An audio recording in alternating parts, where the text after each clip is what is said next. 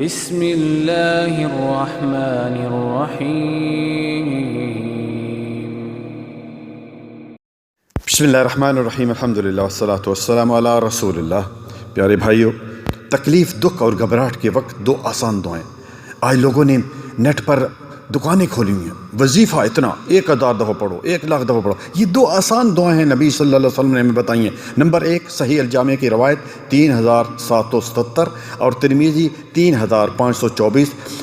رسول اللہ صلی اللہ علیہ وسلم جب بھی کسی وجہ سے پریشان ہوتے تو یہ دعا پڑھا کرتے، یا حی یا قیوم برحمتک استغیث، اے ہمیشہ زندہ اور کائنات کے نگران، میں تیری ہی رحمت کے ذریعے سے دعا مانگتا ہوں۔ ان الفاظ کو جب آپ دعا مانگیں اس میں شامل کر لیں۔